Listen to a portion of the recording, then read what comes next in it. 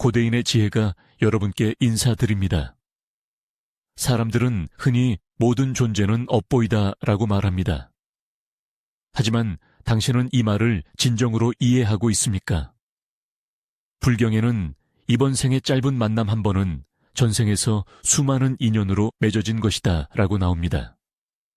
세상은 매우 작아서 고개를 돌리면 바로 만날 수 있을 정도입니다. 하지만 세상은 또한 매우 커서 고개를 돌리면 곧바로 사라져 버릴 수도 있습니다. 망망대해 같은 사람들 속에서 서로 만나는 것조차 쉽지 않은 일인데 서로 이해하고 함께하는 것은 더욱더 희귀한 일입니다. 모든 만남은 인과 윤회이며 이번 생의 인연은 사실 전생의 결과입니다. 마치 사람들이 흔히 말하듯 지금의 연인은 전생의 아내이고 지금의 아내는 전생의 은인이다와 같습니다. 사람과 사람의 만남은 전생에 500번의 고개를 돌린 대가로 얻어진 것입니다. 이것은 인연이자 운명입니다. 넓은 인생 속에서 우리와 당신이 만나는 것도 전생의 인과 윤회 때문입니다. 세상의 모든 만남은 오랜 이별 후의 재회입니다. 이번 생에 운 좋게 만났다면 그것을 소중히 여기는 것을 잊지 마십시오.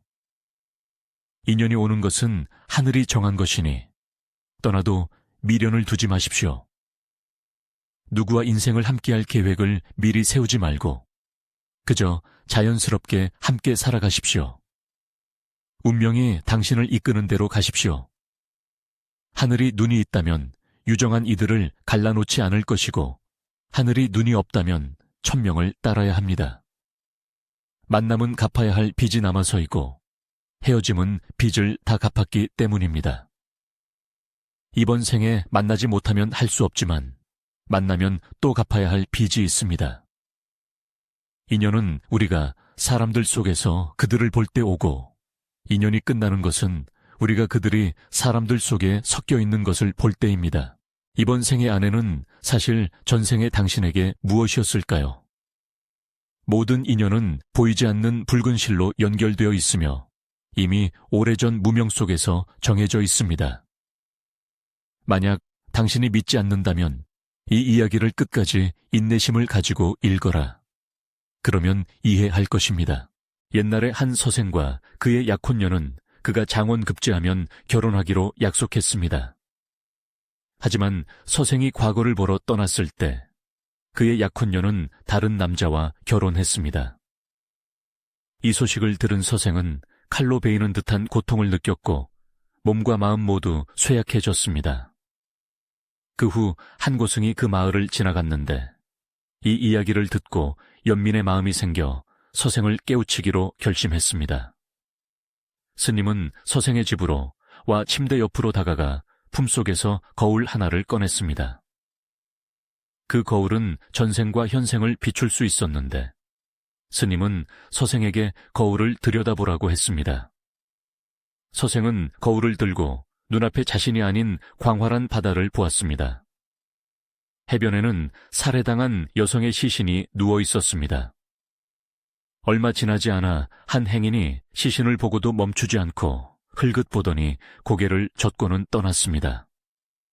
잠시 후 또 다른 사람이 지나갔는데 그는 그 광경을 참아볼 수 없어 자신의 옷을 벗어 시신 위에 덮어주었습니다. 얼마 지나지 않아 멀리서 한 사람이 다가왔습니다. 그는 시신을 보고 가까이 다가가 자세히 살펴본 후 돌아가 삽을 가져와 조심스럽게 구덩이를 파서 시신을 묻어주었습니다. 서생이 당황하고 있을 때 거울 속 풍경이 바뀌었습니다. 이때 그는 자신의 약혼녀가 결혼 첫날 밤을 보내고 있는 것을 보았습니다. 그녀의 남편이 면사포를 걷어 올리고 있었고 두 사람의 얼굴은 행복한 미소로 빛나고 있었습니다. 서생은 이해할 수 없어 스님에게 이 모든 것이 무슨 의미인지 물었습니다. 스님은 거울을 돌려받고 말했습니다. 해변의 풍경은 너희들의 전생 경험이다. 해변의 여인은 바로 너의 약혼녀였다. 너는 전생에 두 번째로 지나간 사람이었다. 너는 그녀에게 옷 한 벌을 주었지. 이번 생에 그녀가 너를 사랑하는 것은 바로 너의 옷을 준 은혜를 갚기 위함이다. 하지만 그녀가 평생 보답해야 할 사람은 전생에 그녀를 묻어준 사람이다. 그 사람이 바로 그녀의 현재 남편이다. 이 말을 듣고 서생은 정신이 번쩍 들었고 몸도 점차 회복되었습니다. 너는 이번 생에 누구와 함께할 수 있든 모두 인연이라는 것을 이해해야 한다. 네가 깊이 사랑하는 사람을 만나는 것은 전생의 은혜를 갚기 위해 온 것이다. 누구를 만나든 당신의 인생에서 만나야 할 사람이다. 사랑하되 얻지 못하는 것도 흔한 일이다. 정해진 인연은 거스를 수 없다. 부처님은 100년을 수행해야 한 배에 타게 되고 1000년을 수행해야 한 침상을 함께하게 된다고 말씀하셨습니다. 단지 이 말 때문에 얼마나 많은 사람들이 헤어질 위기에 처한 관계를 붙잡으려 애쓰며 극심한 고통에 시달립니다. 얼마나 많은 사람들이 마음속에 추억을 품고 해탈하지 못하며 무기력하게 하루하루를 살아갑니다. 그 누구도 누구의 것도 아니며 누구도 쉽게 누구의 것이 될 수 없습니다. 잃어버린 사랑 때문에 고통받고 자신을 괴롭히는 사람들은 전생의 은원을 놓아버리십시오. 이번 생의 빚은 이미 다 갚았습니다. 마음을 바로잡고 여정을 계속하십시오. 전생의 은인을 놓치지 마십시오. 어떤 이가 부처님께 전생의 은인이 누구냐고 묻자 부처님은 웃으며 대답했습니다. 전생에 정해졌으니 저절로 은혜를 입은 사람을 만나게 될 것이다. 당신과 그 사람이 서로를 안아줄 때 소중히 여겨라. 그들이 바로 전생에 당신을 묻어준 사람일 수도 있기 때문이다.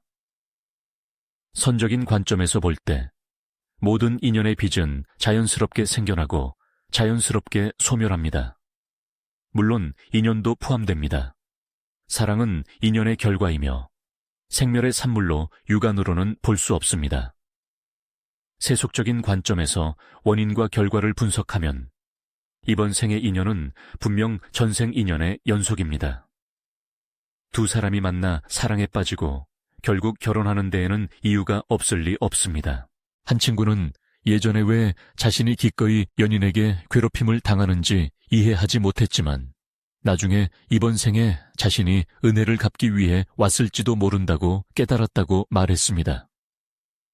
인과응보의 관점에서 볼 때 연인과 부부 사이의 관계는 크게 4가지 유형으로 나눌 수 있습니다. 복수, 보은, 빚을 요구함, 빚을 갚음. 물론 가장 좋은 인연은 내가 당신에게 은혜를 갚으러 오고 당신도 내게 은혜를 갚으러 오는 경우입니다. 양측 모두 서로에게 은혜를 갚음으로 서로가 기꺼이 상대방을 위해 좋은 일을 하고 아무것도 요구하지 않는 상태로 나타납니다. 은혜를 갚는 것이기 때문에 되돌려 받기를 기대하지 않으므로 보은 관계는 매우 화목하고 사람들이 가장 부러워하는 결합입니다. 어쩌면 어떤 사람들은 우리가 모두 빚을 받으러 온 것이라면 어떻게 될까 하고 궁금해 할 것입니다. 이 관계는 보은과 빚 갚기가 다르기 때문에 실제로 상당히 난처합니다. 보은은 원망 없이 자발적으로 상대방을 위해 희생하는 것이고 빚 갚기는 비록 상대방을 위해 희생하는 것이지만 빚 갚는 관계이기 때문에 당신의 희생이 상대방에게 쉽게 무시당할 수 있습니다. 따라서 당신은 내가 당신에게 매우 잘하지만 당신은 그것을 느끼지 못하고 당연하게 생각하며 심지어 감동하지도 않는다는 상황을 볼 수 있습니다. 이것은 마치 뻔뻔하다고 여겨지는 것과 같습니다. 당신이 빚을 갚으러 왔기 때문에 아무리 많은 일을 해도 상대방은 감동하지 않고 아무런 반응도 보이지 않습니다. 예를 들어 남편이 아내가 더 나은 삶을 살 수 있도록 열심히 돈을 벌지만 아내는 남편의 어려움을 느끼지 못하고 남편 또한 아내가 가정을 돌보는 어려움을 느끼지 못합니다. 다른 말로 하면 실제로는 각자가 상대방을 위해 노력하지만 상대방은 당신이 자신에게 베푼 좋은 점을 알아차리지 못하므로 이 관계는 난처해집니다. 그러면 어떤 사람들은 한 사람은 복수하러 오고 다른 한 사람은 은혜를 갚으러 온다면 어떨까라고 물을 것입니다. 이 관계는 한 사람이 빚을 받으러 오고 다른 사람이 빚을 갚으러 오는 것과 같으며 가장 이해하기 어려운 조합이기도 합니다. 이 관계가 어려운 점은 무엇인가? 이 두 가지 유형의 관계는 사람들을 매우 혼란스럽게 만듭니다.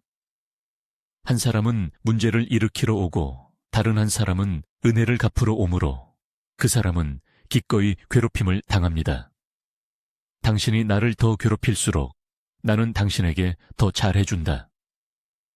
따라서 외부인의 눈에는 한쪽은 매우 가혹하고 엄격하며 괴롭힘을 당하는 쪽은 상대방에게 매우 잘해서 외부인들이 이해할 수 없을 정도입니다. 외부인들은 왜 그렇게 비굴해? 정말 약해 빠졌군. 그들이 당신에게 그렇게 못되게 구는데도 당신은 여전히 그들에게 잘해줘. 다른 사람을 찾을 수 없는 거야 라고 생각할 수 있습니다. 이것이 바로 때리는 자와 맞는 자라고 불리는 것입니다. 한 사람은 빚을 요구하고 한 사람은 빚을 갚으며 한 사람은 복수하고 한 사람은 은혜를 갚는 이 두 가지 조합은 정말 사람들을 혼란스럽게 만듭니다. 하지만 사실 괴롭힘을 당하는 사람은 그렇게까지 고통스러워하지 않습니다. 외부인들만이 불공평하다고 느낄 뿐입니다. 왜 이런 상황이 생길까? 당신이 그 뒤에 숨겨진 깊은 원인을 명확히 이해하지 못한다면 아무리 노력해도 완전히 이해할 수 없을 것입니다.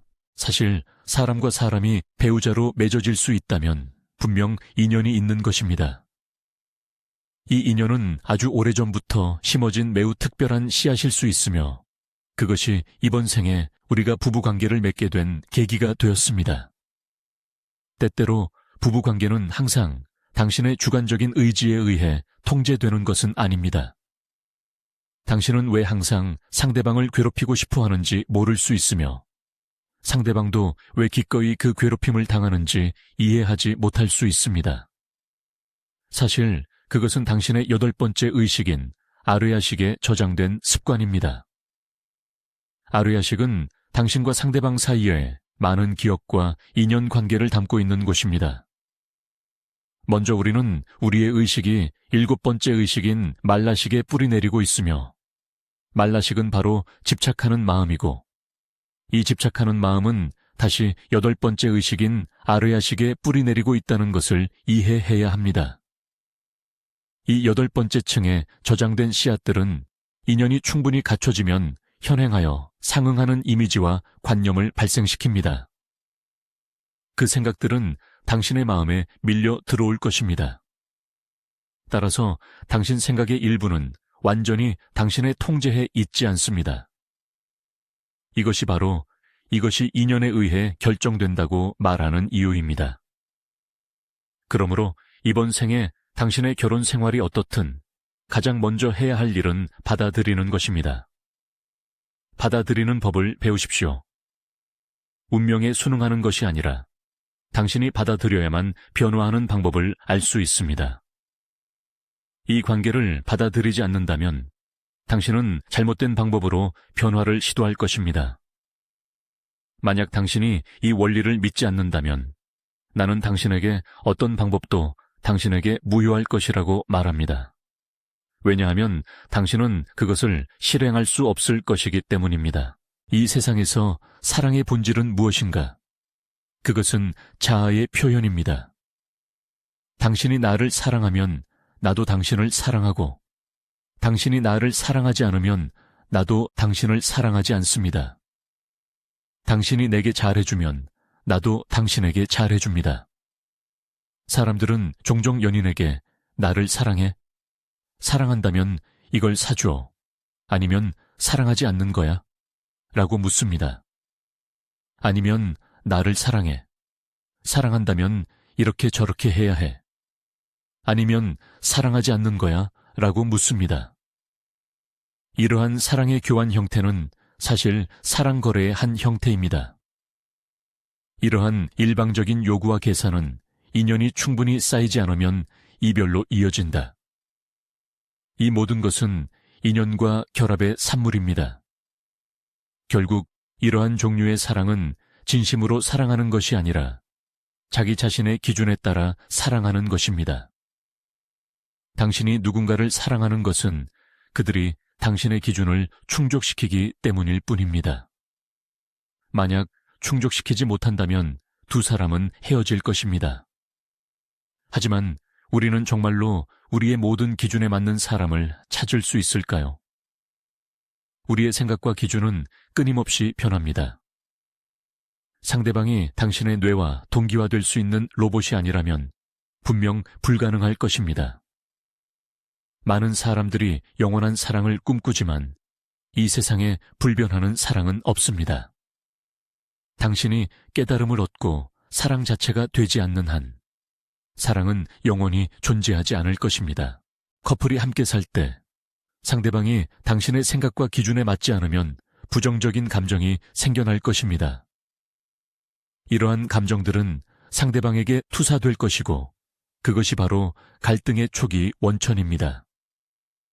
인연 때문에 만났으니 서로를 바라볼 때 모든 것이 아름답게 보였습니다. 둘 다 서로에게 장밋빛 안경을 씌워주었습니다. 이것을 집착이라고 합니다. 일단 집착하게 되면 진실을 명확히 볼 수 없으므로 결혼 후 행복, 화목, 다툼, 냉전, 폭력, 외도, 배신, 이혼, 그리고 법정 싸움과 같은 다양한 현상들이 생겨납니다. 그것들은 모두 결혼의 정상적인 상태이며 단지 인연과 업보의 다른 표현일 뿐입니다. 현재의 선택은 각자의 과거 업보에 의해 결정됩니다. 우리가 결혼의 여러 모습을 완전히 받아들일 때 상대방이 그들 자신일 수 있도록 허용하십시오. 왜냐하면 그들은 원래부터 그러했기 때문입니다. 내부적으로 비판하는 습관이 줄어들면 당신의 마음은 점점 더 고요해질 것입니다. 점차적으로 예전에는 받아들일 수 없었던 것들을 이제는 받아들일 수 있게 되고 예전에는 엄격하게 대했던 것들도 더 이상 불쾌감을 주지 않을 것입니다. 당신의 감정이 자극될 수 있지만 당신이 폭발하지 않으면 상대방의 감정도 촉발되지 않을 것이고 두 사람은 평화로울 것입니다. 만약 상대방이 폭발하더라도 당신은 분노의 습관을 줄였기 때문에 가벼운 마음으로 상대방을 응석 부리는 아이처럼 여길 것이고 반대로 당신은 인내심을 가지고 옆에 있어주며 이해하고 포용할 것입니다. 점차적으로 상대방이 어떻든 당신은 귀엽다고 느낄 것입니다. 그때 당신은 어려움을 극복하고 진정한 사랑을 얻을 수 있는 사람이 된 것입니다. 당신은 더 이상 누구도 통제하고 싶지 않겠지만 아무도 당신을 떠날 수 없을 것입니다. 왜냐하면 당신의 지혜, 통찰력, 그리고 포용력이 모든 사람을 당신에게 저절로 끌어당길 것이기 때문입니다. 축복, 평화, 사랑이 행복을 만듭니다. 이것이 바로 결혼의 한계를 넘어 결혼의 정의를 뛰어넘는 것입니다. 당신이 결혼의 본질을 볼 때 결혼은 단지 두 사람 사이의 어변의 연속일 뿐이며 결혼은 두 사람이 정신적으로 발전할 기회를 얻는 수단임을 이해할 것입니다. 이것이 바로 결혼에서의 진정제입니다. 즉, 감정적인 파트너가 영적인 동반자가 되어 당신이 인내심을 훈련하도록 도와줄 것입니다. 당신이 결혼에서의 감정 변화를 인식할 때 당신은 그것을 극복하고 더 이상 결혼의 환상에 영향을 받지 않을 것입니다. 사고방식과 시각을 바꿔야만 결혼으로 인한 번뇌에서 벗어날 수 있을 것입니다. 그렇다면 진정한 사랑이란 무엇인가? 그것은 내가 달을 사랑하지만 달의 어떤 것에도 마음 쓰지 않는 것입니다. 달이 둥글든 이지러지든 나는 여전히 사랑합니다. 달이 내가 그것을 사랑하는지 아는지 모르는지도 중요하지 않습니다. 그 존재만으로도 나의 영혼을 채우기에 충분합니다. 나는 달에게 태양처럼 찬란하라고 요구하지 않을 것입니다. 그것은 그저 자신이면 충분하고 나 또한 그것을 따낼 필요가 없습니다. 사랑이란 무엇인가? 그것은 내가 상대방에게 나의 욕망과 고집을 만족시켜 달라고 요구하지 않으면서도 그들을 사랑하는 것입니다. 우리가 집착하는 것들을 버리고 진정한 사랑을 남길 때 그것이 바로 진정한 사랑입니다. 어떤 이가 부처님께 두 사람이 끝까지 함께 갈 수 없는데 다시 만나는 것은 무슨 의미가 있느냐고 물었습니다. 부처님은 답하셨습니다.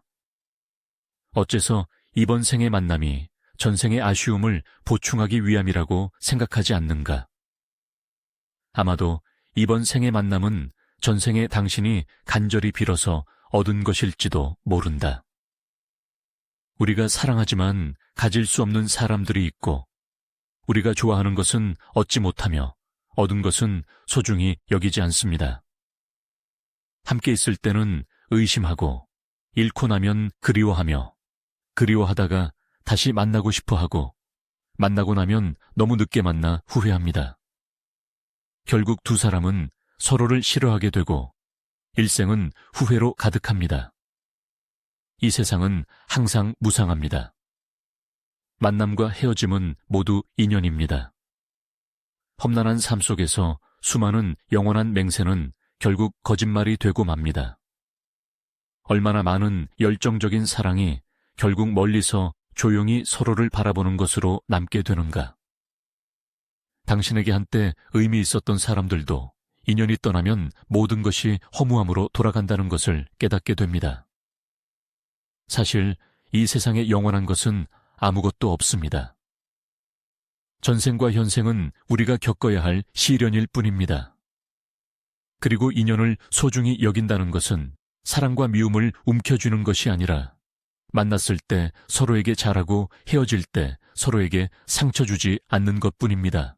통계에 따르면 사람은 일생 동안 약 22만 명의 사람을 만난다고 합니다. 이 거대한 숫자 속에서 그들과 이야기를 나누고 가족이나 친구가 되거나 심지어 은원 관계의 적이 될 확률은 모두 매우 작습니다. 불교는 인과를 가르치고 인과는 순환합니다.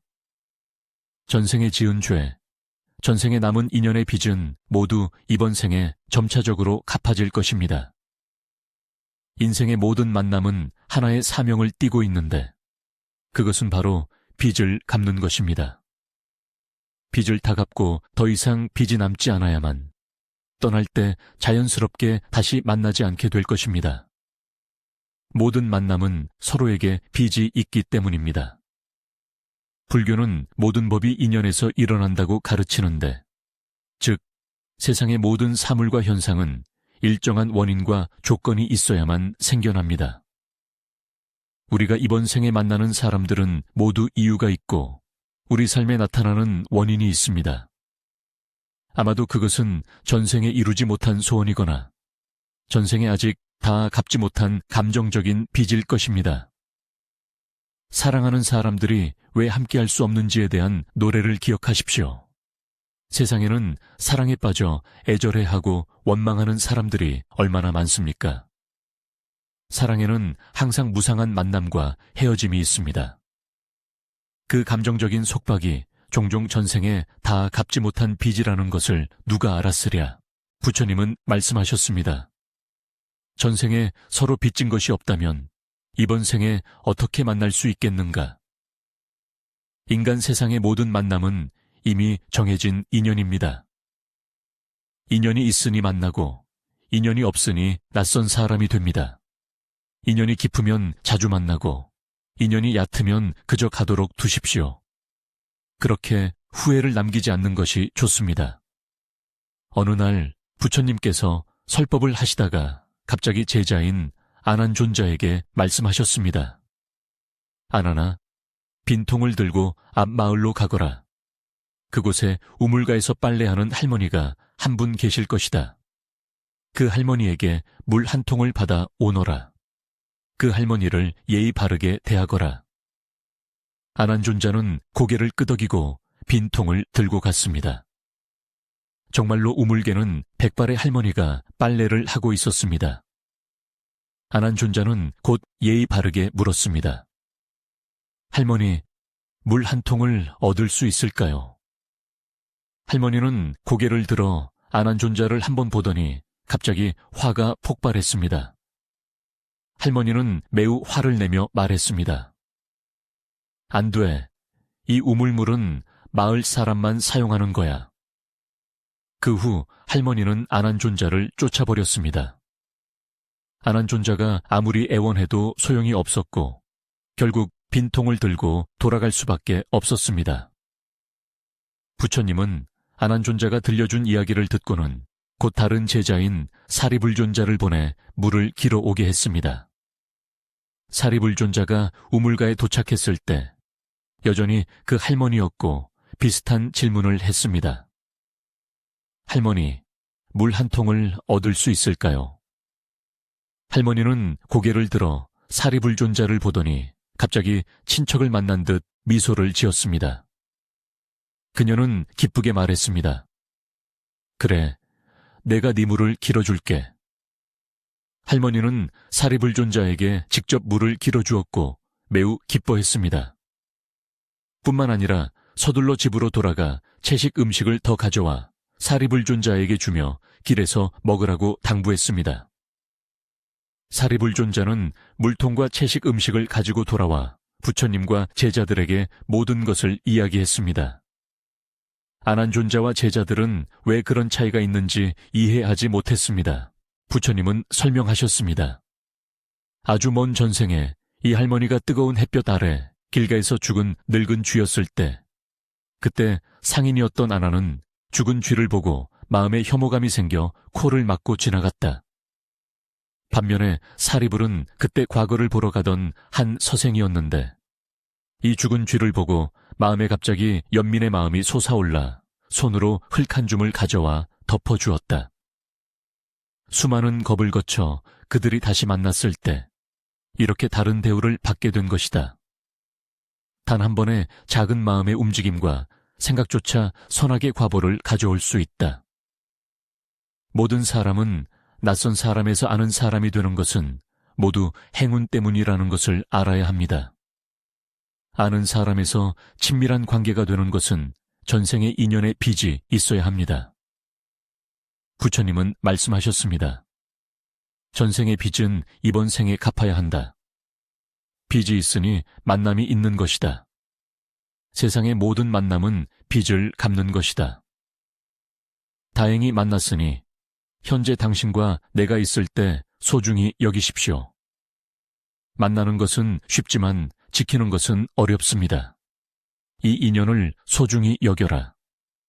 마음을 채우는 데는 아주 오랜 시간이 걸리지만 마음을 상하게 하는 데는 한순간이면 됩니다.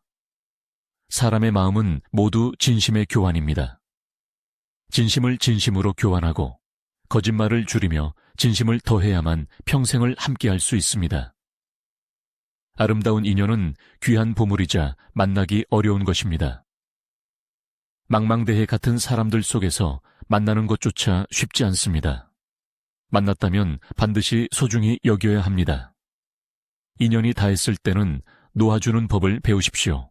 부처님은 말씀하셨습니다.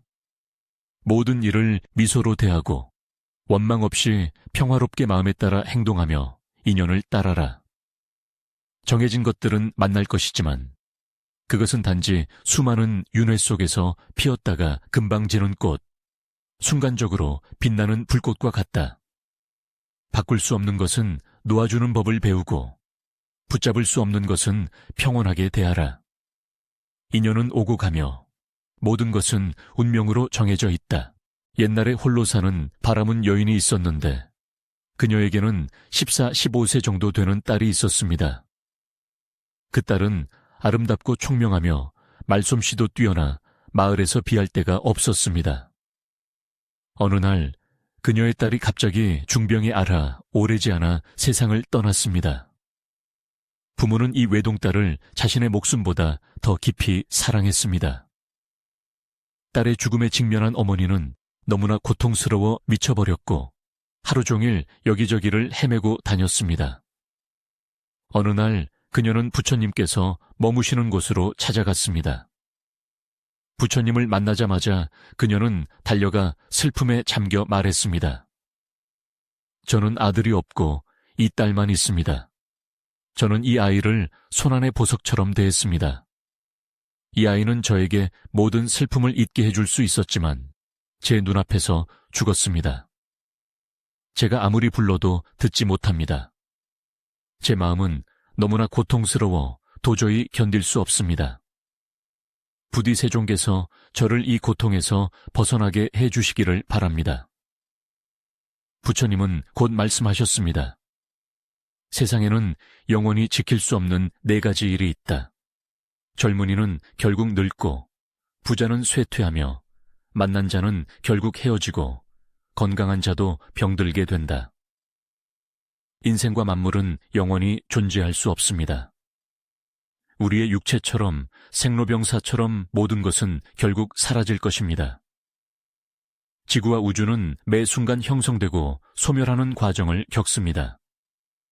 부귀, 모임, 건강도 언젠가는 사라질 것입니다. 부처님은 그리하여 다음과 같은 4구절을 읊으셨습니다. 젊은이도 결국 늙고 고귀한 자도 결국 비천해지니 어찌 이별이 없을 수 있겠는가. 살아있는 자도 결국 죽어야 한다. 바라문 여인은 부처님의 가르침을 듣고 마음이 열려 결국 아라한의 경지에 도달했습니다. 인연은 억지로 구할 수 없습니다. 모든 만남과 이별은 하늘의 뜻입니다. 사람이 오고 가는 것은 이 삶의 보통 일입니다. 인연이 오고 가는 것은 모두 하늘의 뜻입니다. 인연이 깊으면 소홀히 여기지 말고 인연이 얕으면 집착할 필요 없습니다. 붙잡을 수 없는 것은 운명이고 붙잡을 수 있는 것은 사람의 마음입니다. 우리는 이별을 바꿀 수는 없지만 일찍 놓아줄 수 있습니다. 좋은 마음가짐으로 살아가고 진심으로 소중히 여기십시오. 이별을 억지로 구할 필요는 없습니다. 무상한 만남과 헤어짐에 평온하게 대하십시오. 놓아야 할 것은 놓으십시오. 잊어야 할 것은 잊으십시오. 이 길을 우리가 얼마나 멀리 함께 갈 수 있을지는 아무도 모릅니다. 하지만 어떠하든 함께하는 동안에는 감사하고 진심으로 서로에게 잘 대해 주십시오. 만약 집착하면 마음이 고통받고 감정이 상할 것입니다. 인생길은 스스로 걸어야 하며 아무도 영원히 곁에 있을 수 없습니다. 진심이 있을 때는 많이 소중히 여겨라. 작별을 고해야 할 때는 미소 지으며 서로를 축복하십시오. 사람이 살아가는 동안 감정이 단순할수록 더 오래가고 동행이 평범할수록 마음이 더 편안합니다. 길고 긴 인생, 자신에게 후회를 남기지 마십시오. 만남은 시작일 뿐 지키는 것이 평생의 동행입니다. 모든 만남은 전생의 빚 때문입니다. 불교는 모든 법이 인연에서 일어난다고 믿습니다. 즉, 세상의 어떤 사물이나 현상도 모두 존재하기 위한 원인과 조건이 있습니다. 우리가 이번 생에 만나는 사람들은 모두 만날 이유가 있습니다. 그들이 우리 곁에 오는 것은 어떤 이유 때문이며 전생에 이루지 못한 소원이거나 전생에 아직 갚지 못한 감정적인 빚일 수도 있습니다. 세상에는 사랑에 빠져 애절해하고 우울해하는 사람들이 아주 많습니다. 하지만 감정적인 관계에서 모이고 만났다가 헤어지는 것은 피할 수 없는 일입니다. 그 감정적인 얽힘이 종종 전생에 다 갚지 못한 빚이라는 것을 누가 알았으랴. 직녀는 자신을 돌보지 않고 하계로 내려와 견우와 결혼했지만 하늘의 뜻을 거역하여 은하수 동쪽 강변으로 돌아가야 했고 매년 오작교에서 한 번만 만날 수 있었습니다. 양산백과 추경대는 처음에는 사랑하는 사이였으나 결국 양산백의 죽음으로 끝났고 추경대는 슬픔에 잠겨 죽었습니다. 로미오와 줄리엣은 서로 사랑하는 두 사람이었지만 가족 간의 원한을 넘어 함께했음에도 불구하고 오해로 인해 비극적인 죽음을 맞이했습니다. 세상 사람들의 눈에는 비극적이고 아름다운 사랑 이야기로 보이지만 불교적인 관점에서 볼 때 홍진 속에서 서로 사랑하는 남녀는 전생의 어변에 의해 이끌리는 것입니다. 두 사람은 전생의 인연을 맺어 이번 생에 부부가 되었습니다. 아직 다 갚지 못한 감정적인 빚 때문에 이번 생에 만나는 것입니다. 옛말에 전생에 빚이 있으면 이번 생에 만난다고 했습니다. 전생의 빚이 클수록 이번 생에 더 일찍 만나고 얽힘이 더 길어집니다. 만약 고통 속에서 살아간다면 자신을 불행하다고 탓하지 마십시오. 모든 것은 정해진 인연입니다. 빚을 다 갚아야 다음 생에 해탈할 수 있습니다. 우리 곁에 있는 사람들은 모두 빚을 갚기 위해 온 것입니다. 일찍 우리 곁에 와 떠나지 않는 사람들은 전생에 우리에게 가장 깊은 빚을 진 사람들입니다. 어떤 사람들은 한평생 빚을 갚아왔는데 바로 우리의 사랑하는 부모님입니다. 부처님은 말씀하셨습니다. 인연은 하늘이 정하는 것이지 사람이 정하는 것이 아니다. 어떤 만남도 우연한 것이 아니며 어떤 인연도 우연이 아닙니다. 우리 삶에 오는 사람들은 모두 여러 가지 이유가 있습니다. 부모님은 우리에게 삶을 주시고 우리가 성장하도록 길러주신다. 배우자는 우리에게 가정의 따뜻함을 주고 함께 풍파를 헤쳐나가게 한다. 자녀는 인생의 완전함을 가져다 주고 삶의 기쁨을 더한다. 친구는 삶을 풍요롭게 하고 마음을 따뜻하게 합니다. 그들의 등장은 우리가 시간을 더 잘 이해하게 하거나 사랑을 느끼게 하거나 운명이 무엇인지 이해하게 돕습니다. 우리 곁의 모든 사람은 전생의 인연이거나 전생에 다 갚지 못한 빚입니다. 좋든 나쁘든 모두 이번 생에 우리와 함께 동행하도록 정해져 있습니다. 그들은 우리가 삶에서 더 성장하도록 돕고 길을 밝히는 등불이 됩니다. 어떤 사람들은 우리 삶의 태양이 되기도 합니다. 마치 한 방울의 은혜를 받으면 샘물 전체로 보답한다는 속담처럼 말입니다. 우리는 삶을 빚 갚는 여정으로 보아야 합니다. 불교에서 말하는 원한의 상환을 피하기 위해서입니다. 가족의 무조건적인 희생은 마음으로 이해하고 보답해야 합니다. 온 힘을 다해 그들을 돌보는 것이 바로 자신의 행복을 지키는 것입니다. 친구들이 가져다주는 따뜻함은 마음에 새기는 것뿐만 아니라 행동으로 적절하게 보답해야 합니다. 감사하다는 말에 그쳐서는 안 되며 실제적인 헌신이야말로 우리의 진심을 보여줄 수 있습니다. 인생은 오직 자신에게 속한 여정입니다. 거창한 일을 할 필요는 없습니다. 그저 마음에 부끄럽지 않게 살면 됩니다. 현재에 충실하게 사는 것만으로도 충분합니다. 사람의 삶에는 너무나 많은 무력한 일들이 있는데 대부분은 소중히 여길 줄 몰라서 생깁니다. 사람이 살아가는 동안 우연한 만남은 없으며 우연한 인연도 없습니다. 모든 만남은 이미 정해진 운명입니다. 망망대해 같은 사람들 속에서 인연이 우리를 만나게 했습니다.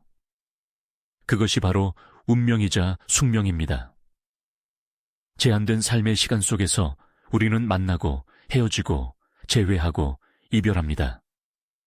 스쳐 지나가는 모든 만남이나 매번 멈춰 서는 것도 모두 정해져 있습니다.